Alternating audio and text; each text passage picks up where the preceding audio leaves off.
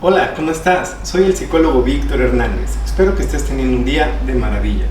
Hoy voy a presentarte una charla que tuve con mi amiga la psicóloga Amanda Miranda Belmont, una psicóloga que es terapeuta infantil, y con ella platicamos acerca de los beneficios que trae este tipo de terapia a los niños. Así que si esto te interesa, comenzamos.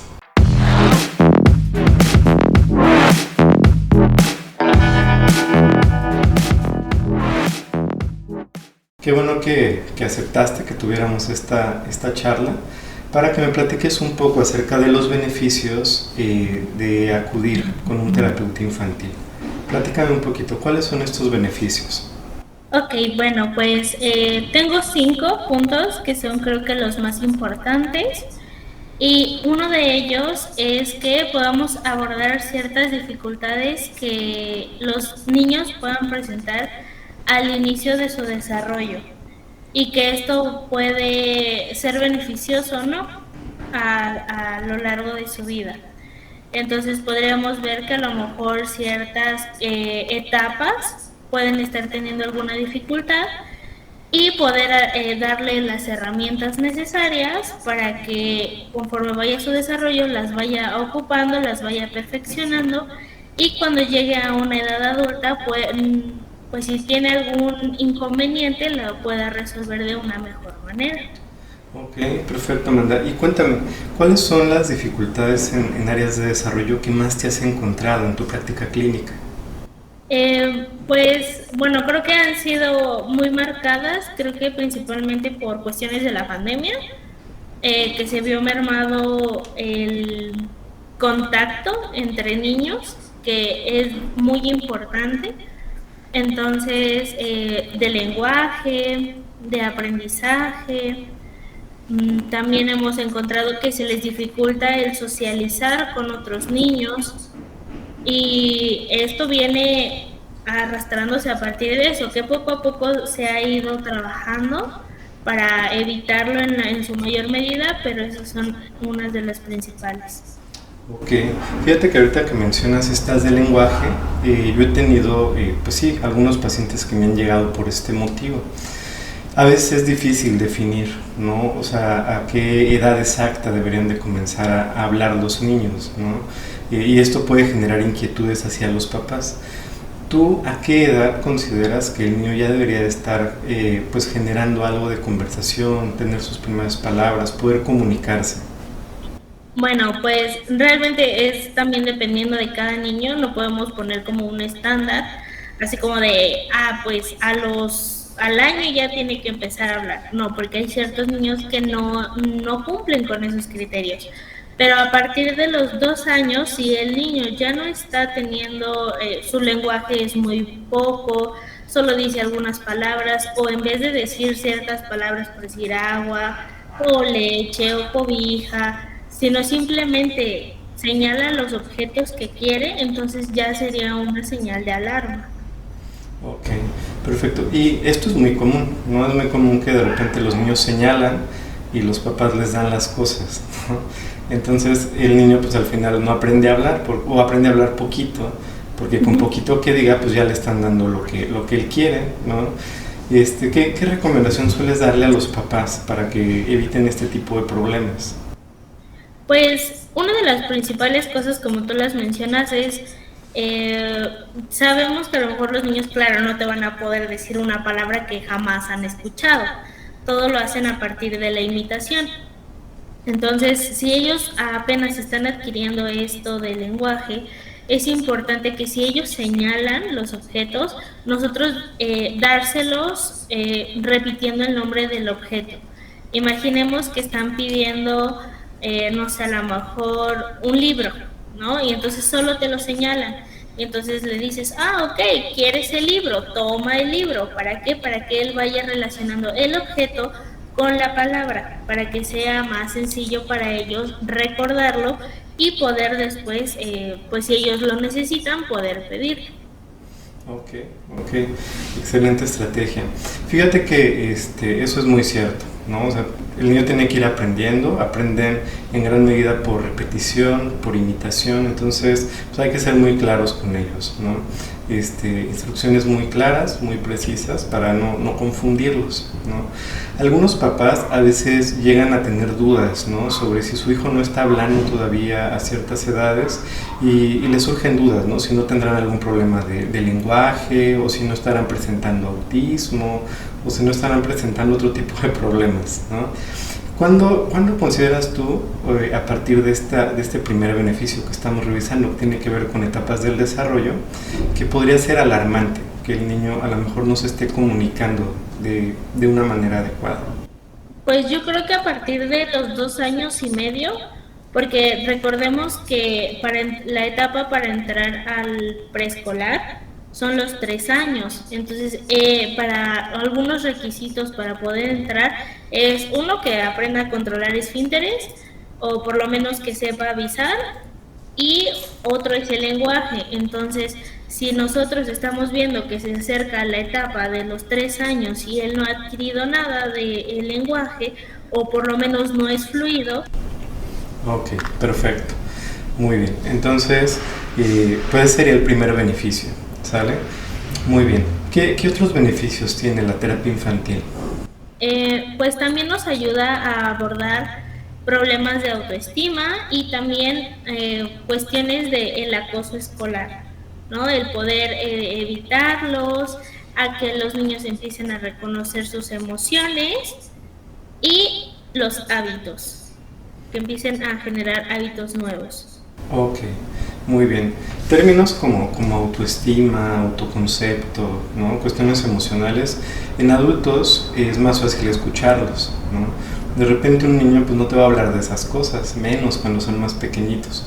¿Cómo podemos nosotros saber cuando un niño tiene problemas de autoestima? Pues a veces no es tan sencillo darnos cuenta, sino que empezamos más con respecto a las emociones, ¿no?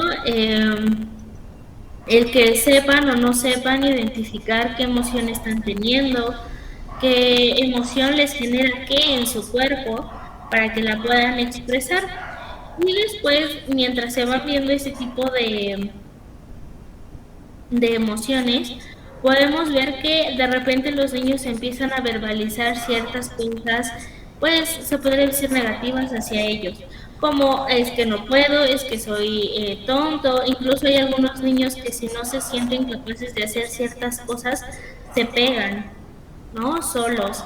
Entonces, eso también ayuda a que podamos nosotros como especialistas ver que a lo mejor empiezan los papás a tener juicios de valor. Y a lo mejor no solamente hacia el niño, sino hacia otras personas. Entonces, a lo mejor no es hacia ellos, pero dicen, ay, es que esa niña es muy grosera. Esa niña no, es muy fea porque hace ciertas cosas. Y entonces el niño empieza a adquirir esos juicios de valor y en vez de hacerlos a lo mejor hacia otra persona, lo hace hacia él mismo. Y entonces esto puede empezar a generar problemas de no sentirse capaz, de no ser suficiente, y entonces aquí podemos ver problemas de autoestima. Ok, muy bien. Yo sé que, digo, finalmente la terapia es un proceso, ¿no? Y no vamos a resolver ese tipo de problemas en un video como este, pero ¿qué consejo podrías darle a los papás para aprender a cuidar un poco más el autoestima de sus niños? Que a lo mejor, digo, es natural que los tengan que corregir en ciertas ocasiones, ¿no? Pero ¿cómo podrían hacerlo sin dañar el autoestima de los niños? Ok, bueno, pues primero es pues no hacer el juicio de valor hacia el niño, sino hacia la acción que está haciendo. Imaginemos, los papás están viendo a otro niño que está haciendo a lo mejor, está haciendo alguna conducta que no es muy agradable, que incluso hasta le pega a sus papás, o que está en una conducta disruptiva muy fuerte. Entonces los papás dicen, ay, mira, es que ese niño es bien grosero, ¿no? Y entonces estamos dando el juicio de valor hacia el niño. Y lo que deberíamos de hacer es, mira, esa conducta no es amable, no está siendo amable con sus papás, no está regulando sus emociones, sus papás tampoco lo están ayudando. Entonces estamos hablando sobre la conducta, no sobre el niño. Y eso es muy importante. También otra cuestión es que he visto que, por decir, a veces los niños cuando empiezan a adquirir esto de empezar a tomar a lo mejor en un vaso, se les llega a derramar el líquido y los papás empiezan, ay, es que mira, eres un tonto, lo tiraste, y entonces empieza como el regaño, ¿no? Entonces lo que podríamos hacer, claro, a lo mejor nos puede molestar o no nos sentimos bien con líquido, pero el poder decirle, bueno, ok, se cayó el líquido, darle una solución práctica, porque algo no quiere decir que sea un tonto, sino que está apenas adquiriendo ese control sobre un vaso con un líquido que es más, a lo mejor pesa más de lo que antes estaba acostumbrado. Entonces podemos darle solución. Bueno, se derramó, se tiró, ¿qué sigue? ¿No? Y entonces podemos decir, bueno, vamos a ocupar el trapo, lo vamos a limpiar, a lo mejor si fue un jugo, bueno, vamos a poner un poco más de agua para que tener otras opciones y no solamente decir ahí pronto o no. Ok, ok, perfecto, Amanda. Me encantó esa explicación. Muy bien, Amanda. Pues hasta aquí todo muy interesante con estos dos primeros beneficios. ¿Cuál sería el tercer beneficio? Sobre las dificultades que pueden tener en la escuela, que esto puede ir desde algún problema de concentración, el bullying y también el poder tener este desarrollo de habilidades sociales, o sea, el poder comunicarse, el poder hacer amigos en este ámbito. Ok, muy bien. Estos tres aspectos que mencionas pueden ser factores, bueno, pueden ser multifactoriales, ¿no? Pueden deberse a diferentes causas, ¿no? Vamos a tratar de ir revisando, ¿no? Algunos de ellos brevemente, ¿no? Y pues platícame un poquito qué es lo que tú más te has encontrado, ¿no? Por ejemplo, para cuestiones como el bullying, ¿qué es lo que más te has encontrado? ¿Cuál puede ser un factor detonante del bullying? Pues lo principal es que a los niños les cuesta trabajo poner el límite, ¿no? O el poner este stop hacia la persona que los está agrediendo. Les puede ser muy complicado el poder hacerlo. Entonces, yo trabajo con los niños el círculo de solución de problemas. Es un círculo donde hacemos el círculo y yo les propongo, bueno, lo vamos a dividir en 4 o en 6. Hay veces que depende de ellos, te dicen 4 o 6. Y en esos espacios vamos a ir llenando qué es lo que podemos hacer para cambiar la situación. Un ejemplo sería, ok, hay un niño que me está molestando en la escuela, ¿qué hago? Y uno de ellos es explicarle que no, lo que está haciendo no me está gustando. Decirle a la maestra, decirle a mis papás y a lo mejor en otra ocasión es irme de ese lugar donde él está, irme. Y con esto ellos sienten que tienen más oportunidades de hacer otras cosas y al final nosotros no les estamos diciendo qué hacer, es de ellos las ideas. De ellos van haciendo poco a poco las ideas, nosotros a lo mejor les brindamos una como un ejemplo y ellos poco a poco las van diciendo las demás. Hay ocasiones donde dicen, no, pues a lo mejor su primera opción es retirarse de la situación, otra de plano la primera es ir y decirle a la maestra, y en muchas ocasiones que ellos empiezan a poner ese límite, los otros niños no lo comprenden. Y entonces ya tiene que entrar los papás, ¿no? O sea, los papás tienen que ir a hablar con los papás del otro niño y entonces tienen que hacer un acuerdo más grande en la escuela para evitar que siga creciendo este acoso. Pero lo principal es que ellos empiecen a poner esos límites. Ok, perfecto. Entonces, pues con estas técnicas, por lo que voy viendo, pues les enseñas cuestiones de asertividad, pero también les estás enseñando a tener criterios, ¿no? Es decir, poder ellos medir cuándo lo podrán resolver ellos, cuándo necesitan ayuda, ¿no? Y además, pues los invitas a pensar, ¿no? Porque justamente tú no les das la solución, les enseñas a que ellos generen estas soluciones, ¿no? Ok, perfecto. Y me parece que ahí abarcas varios de los problemas, ¿no? Un problema muy común en temas de cuestión escolar es que no encuentran como mucho pues el deseo o el gusto por la escuela, ¿no? De repente se les hace muy tediosa, empiezan a ser evitativos con algunas materias o no quieren hacer las tareas, ¿no? En esos casos, ¿qué podrías recomendar? ¿Qué puede generar que el niño se apegue más a su escuela, a sus estudios? Bueno, pues principalmente yo creo que también eso depende a veces un poco de los maestros, que no sea como tan riguroso, o sea, de solo estar sentados, sino que hacerlo dinámico. Pero para hacer las tareas es muy importante que en casa se tenga un horarios, ¿no? O sea, de, ok, llegas y vamos a hacer a lo mejor tarea, o primero comes y luego hacemos tarea, porque hay muchas ocasiones en donde no se tiene esta como rutina y lo que ocurre es que quieren hacer tareas ya casi cuando es hora de dormir. Entonces, lo que pasa es que ellos no quieren hacerlas, hay una resistencia porque ya quieren dormir, entonces eso puede ser un problema. Y también otra cosa es de que en ocasiones ha ocurrido que ellos quieren hacer tarea, pero tienen otros factores que los están molestando, por decirlo así, que puede ser la tele prendida o hay música, entonces también el poder hacerles un espacio para que se dediquen a hacer tarea también es muy importante porque eso les ayuda a poder tener esa concentración que ellos necesitan en ese momento para realizar esas actividades. Ok, perfecto. Entonces, básicamente hay que darle una buena estructura al niño, ¿no?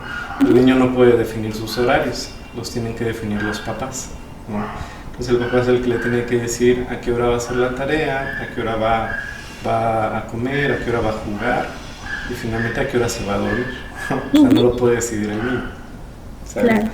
Okay. ¿Y a qué edad crees que sería pertinente empezar ya a delegarle la responsabilidad sobre su propia organización al niño? Ok, yo lo que he visto es que a veces los papás les cuesta mucho trabajo el soltar esa parte y de repente ya la quieren hacer en el momento en que ya están en secundaria, ¿no? Entonces, y ahí empiezan más discusiones entre los hijos y mamá y papá.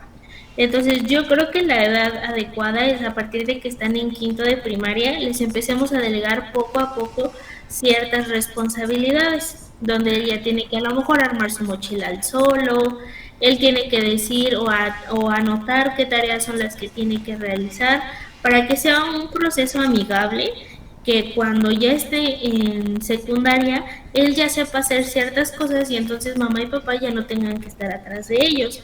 Porque a veces los papás suelen caer en ese error de, ok, ya está en secundaria, ya es un adolescente y entonces todo lo que yo venía haciendo en primaria, chin, lo quito y él ya tiene que hacerlo en secundaria sin que yo le diga absolutamente nada. Y entonces es cuando empiezan los problemas. Ok, ok. Entonces hay que tener cuidado, ¿no? En qué momento se hace, ¿no? Sí. Perfecto, Amanda. Muy bien. ¿Cuál sería otro de los beneficios que tú observas de la terapia infantil? Ayudar a los papás, ahorita que estábamos mencionando mucho a los papás, a tener este tipo de horarios, rutinas y sobre cómo poner límites. Porque a veces a muchos papás se les complica el poder poner un límite o incluso se van a la parte autoritaria de ser, pues de decir ciertas indicaciones, ¿no? A veces se van del lado pasivo y a veces se van del lado autoritario. Entonces lo que estamos buscando y deseando es que sea una crianza positiva, donde existan límites, pero también sea con respeto. Ok. Sí, fíjate que algo que yo he observado mucho es que a veces el estilo de crianza que recibieron los padres influye mucho en cómo ellos van a educar. Y no forzosamente porque vayan a replicar, sino que a veces se van al otro extremo, ¿no? De repente papás que en su crianza recibieron estilos muy autoritarios, ¿no? Donde sus papás eran muy rígidos, pues ellos se van al otro extremo, ¿no? Y se vuelven padres muy permisivos, ¿no? Demasiado flexibles, ¿no? O viceversa, padres que a lo mejor fueron demasiado flexibles, o por el contrario, padres que a lo mejor fueron un tanto negligentes, no porque quisieran, pero los dejaron pues a su suerte, ¿no? Generan padres que después crecen y no quieren eso para sus hijos, ¿no? Entonces se vuelven pues sobreprotectores, ¿no? Y no los quieren soltar, pero para nada, porque no quieren que ellos vivan lo mismo, ¿no? En este sentido, bueno, generalmente la literatura, la teoría nos dice que lo que tendríamos que buscar es un estilo pues más democrático, ¿no? Un poco más equilibrado, ni tanto que queme al santo, ni tanto que no lo alumbre, dicen por ahí, ¿no? Pero tú, ¿qué podrías recomendarle a los padres para poder llegar a este estilo y que, bueno, sus historias personales no afecten tanto a la hora de ellos poder criar a sus niños? Claro, bueno, pues yo creo que también una de las cosas con las que he enfrentado es como tú dices, ¿no? Que a lo mejor replican los estilos o se van a los extremos, pero la cuestión es de que a veces no solo es un padre, son los dos. Y entonces la cuestión es que no se ponen de acuerdo. Uno puede ser muy autoritario y el otro puede ser muy permisivo. Y entonces le dan un mensaje muy confuso al niño. Y eso entonces complica más porque entonces hay ocasiones que para poder poner límites, uno es en un momento llegan y es demasiado firme, autoritario. Pero de repente llega otro momento en donde el otro es muy pasivo, muy flexible. Y entonces el niño sabe que entonces pasa esto, ¿no? De, pues mi papá me dijo que no, pero entonces le voy y le digo a mi mamá. O mi mamá me dijo que no y entonces voy con mi papá. Entonces le estamos dando un mensaje erróneo a los niños. Entonces yo creo que aquí lo principal es que sí, claro, vamos a ser respetuosos con los niños, vamos a poner límites, no vamos a agredirlos, pero vamos a ser firmes con los límites que estamos poniendo. Un ejemplo sería, no sé, ya le hemos dicho a nuestro hijo que no raye las paredes, ¿no? Y lo sigue haciendo, entonces no voy a llegar y, te dije que no lo hicieras y le pego, ¿no? El chanclazo. No, eso no vamos a hacer, sino que entonces tendría una consecuencia. Ok, rayaste la pared, ¿qué es lo que tienes que hacer? ¿Qué hay que hacer? Pues lo vamos a limpiar en este momento, o a lo mejor te paso lo que necesitas para limpiarlo, ¿no? A lo mejor el jabón y el zacate y toma, aquí está, y lo tienes que limpiar, ¿no? Y que a lo mejor él empieza a hacer un berrinche que no quiere y a lo mejor empieza a llorar y entonces como papá también se enoja y a lo mejor pueden caer en querer pegarle, ¿no? Porque eso es lo que hacía, pues le pego para que llore con más ganas, ¿no? Entonces, no, al contrario, ok, sí, yo entiendo, te doy tu tiempo para regularte, estoy aquí contigo, pero tienes que saber que, o sea, aunque llores, no te voy a pegar, pero tienes que limpiarlo, ¿no? O sea, tiene que haber una consecuencia de lo que hiciste y es limpiarlo. Entonces, en ser firmes en eso es muy importante. Ok. Entonces la firmeza, ¿no? De alguna manera que los papás entiendan que tienen que hacer equipo, o sea, no pueden estar uno contra el otro, y eso es lo que le puede dar el mensaje más claro al niño, ¿no? Y es cierto, o sea, los niños no es que sean manipuladores, o sea, los niños no es que sean malos y digan, me voy para acá, me voy para allá, pero pues finalmente entienden, van entendiendo reglas ambiguas, ¿no? Si un papá me dice una cosa y otro me dice otra, pues me iré a donde en ese momento quizá me convenga más, ¿no? Uh-huh. Perfecto, muy bien. ¿Y cuál sería el quinto beneficio que nos puede tener pues uno de los beneficios, bueno, el último beneficio es que pues ya teniendo todo esto, les podemos dar las herramientas necesarias para que ellos puedan percibir el mundo de una manera diferente, ¿no? Que ellos entiendan que existen problemas, los cambios, que hay cosas que no podemos controlar y eso al final también les va a ayudar a tener más seguridad en hacer ciertos cambios. Por decir, hay ocasiones en que los niños les cuesta mucho trabajo, ¿no? El comprender que a lo mejor mamá y papá ya no están juntos y ellos los quieren juntos y lo desean, incluso hay mucho llanto, mucho llorar con ambos papás que los quieren juntos. Y el poder ayudarles, como ya veníamos mencionando, a lo mejor el reconocimiento de emociones, también la solución de problemas, aplicar asertividad, también ayudarles a ellos a entender que hay cosas que no podemos cambiar, que no podemos manipular. Un ejemplo que les damos a los niños es que hay cosas que no podemos cambiar o que no podemos modificar a nuestro placer. Y un ejemplo muy claro es el clima. Nosotros no porque queramos que hoy sea soleado, va a ser soleado el día, ¿no? O sea, aquí está nublado, ¿no? Y no podemos hacer nada para que entonces las nubes desaparezcan y salga el sol. Tampoco nosotros podemos agarrar y decir, ay, bueno, es que esa persona está enojada conmigo y entonces como yo ya no quiero que esté enojada conmigo, allá, que esté feliz conmigo. Tampoco podemos cambiar las emociones de los demás. Solamente está en nosotros el cambio que podemos hacer. Y en este caso con los papás pasa lo mismo. Nosotros por más que queramos que mamá y papá estén juntos otra vez, son decisiones que ellos han tomado y que no van a cambiar. Entonces el poder aceptar esos cambios.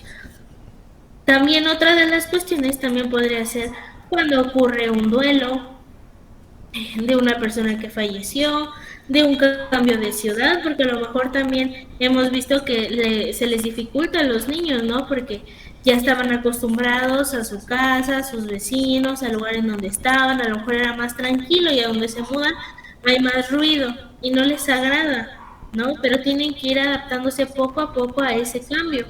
Entonces, por eso es muy importante que hagamos ese cambio, ¿no? O sea, el que ellos puedan comprender que esos cambios no los podemos manipular. Ok, entonces la terapia puede ayudarles a generar procesos de aceptación, aumentar su tolerancia a la frustración, ¿no? Por eso que me vas diciendo, y también a superar o avanzar duelos de manera saludable, ¿no? Ok, perfecto. Bueno, pues son bastantes beneficios, ¿no? Creo que es algo muy positivo, ¿no? Entonces, cuéntanos un poquito, Amanda, ¿en dónde te puede localizar la gente si quieren acudir contigo? Platícanos un poquito de tus redes sociales, tu número, ¿en dónde podrían encontrarte? Ok, bueno, pues me pueden encontrar en Facebook como Amanda Miranda Belmontes con B grande, todo junto y es el final. Y bueno, mi número para agendar citas es 55 36 76 15 77. Esas son las redes sociales con las que cuento ahorita. Perfecto, Amanda, pues muchísimas gracias. Fue un placer estar contigo hoy en esta conversación y pues ya nos veremos en un siguiente video, ¿sale? Sí, ok, perfecto. Muchas gracias. Bye.